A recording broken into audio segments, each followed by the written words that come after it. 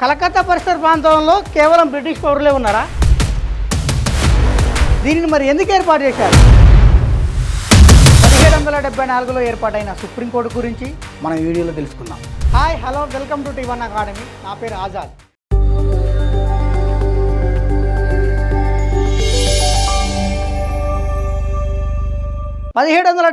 లో ఏర్పడిన సుప్రీంకోర్టు ఏ చట్టం ద్వారా ఏర్పడింది అంటే 1773 రెగ్యులేటింగ్ యాక్ట్ చట్టం ప్రకారం 1774లో సుప్రీంకోర్టును ఏర్పాటు చేయడం జరిగింది. అసలు దీనిని ఎవరు ఏర్పాటు చేశారు అంటే బ్రిటిష్ ప్రభుత్వం ఏర్పాటు చేసింది. దీనిని మరి ఎందుకు ఏర్పాటు చేశారంటే కలకత్తాలో ఉండేటటువంటి బ్రిటిష్ పౌరులు కావచ్చు, లేదా ఈస్ట్ ఇండియా కంపెనీ అధికారులు కావచ్చు, వీళ్ళు అవినీతికి పాల్పడుతున్నారు. వీళ్ళ అవినీతిని విచారించాలనే ఉద్దేశంతో వీళ్ళ అవినీతిని నియంత్రించడం కోసం 1773 రెగ్యులేటింగ్ చట్టం ద్వారా 1774లో బ్రిటిష్ ప్రభుత్వం ఈ సుప్రీంకోర్టును ఏర్పాటు చేయడం జరిగింది. మరి కేవలం బెంగాల్ ప్రాంతంలో ఉన్న బ్రిటిష్ అధికారులను, ఈస్ట్ ఇండియా కంపెనీ అధికారులు మాత్రమే ఈ కోర్టు విచారిస్తుందా, లేకపోతే దేశం మొత్తం ఉన్న బ్రిటిష్ అధికారులను, ఈస్ట్ ఇండియా కంపెనీ అధికారులను విచారిస్తుందా అనే విషయం కూడా మీకు తెలియాలి. కేవలం కలకత్తా పరిసర ప్రాంతాల్లో ఉన్న బ్రిటిష్ పౌరులు కావచ్చు, ఈస్ట్ ఇండియా కంపెనీ ఉద్యోగులు కావచ్చు, వాళ్ళకు సంబంధించిన కేసులు మాత్రమే ఈ 1774 సుప్రీంకోర్టు అనేది విచారిస్తుంది తప్ప మిగతా ఏ ప్రాంతంలో ఉన్న బ్రిటిష్ అధికారులు కావచ్చు, బ్రిటిష్ పౌరులు కావచ్చు, ఈస్ట్ ఇండియా కంపెనీ ఉద్యోగులు కావచ్చు, వాళ్ళకు సంబంధించిన కేసులను విచారించే అధికారం 1774 సుప్రీంకోర్టుకు లేదు. కలకత్తా పరిసర ప్రాంతంలో కేవలం బ్రిటిష్ పౌరులే ఉన్నారా? ఈస్ట్ ఇండియా కంపెనీ ఉద్యోగులే ఉన్నారా? అక్కడ సామాన్య జనాలు లేరా?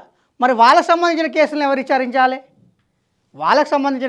విచారించాలంటే అక్కడ కలకత్తా ప్రాంతంలో అదాలత్ అనే పేరుతో స్థానిక కోర్టులు ఉన్నాయి. అక్కడ అంటే కలకత్తాలోని బ్రిటిష్ అధికారులు ఈస్ట్ ఇండియా కంపెనీ ఉద్యోగులను విచారించే అధికారం 1774 సుప్రీంకోర్టుకు ఉంటే, అదే కలకత్తాలో నివసించే సామాన్య ప్రజల యొక్క కేసులు విచారించే అధికారం అక్కడి స్థానిక కోర్టులైన అదాలత్ కోర్టులకు ఉంటుంది.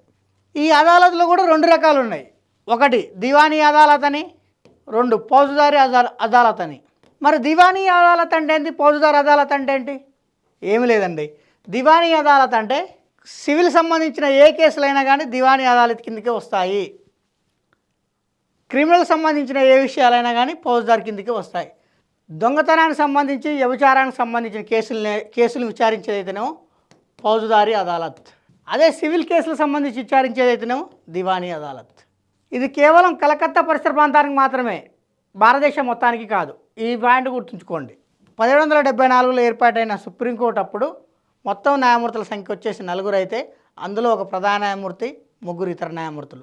ప్రధాన న్యాయమూర్తి వచ్చేసి సర్ ఎలిజా ఇంపే.